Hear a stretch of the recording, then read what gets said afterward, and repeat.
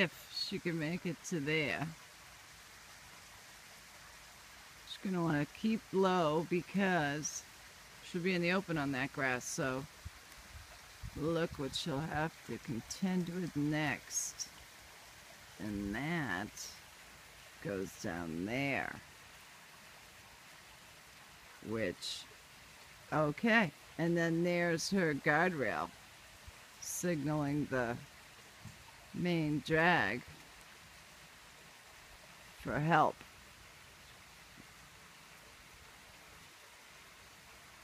Oh yeah, she's going to be awfully bloody by the time she gets there, if she makes it there, which is a big if,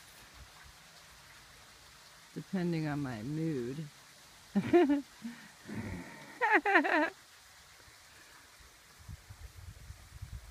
Yeah, because otherwise over there, there's no walking.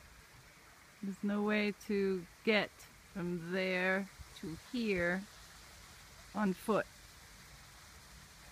This is very educational. There is a trail there that's blocked off. But nah, why would she want to do that? She wants to get to the road. She wants to get to safety. Yeah. So this is her route.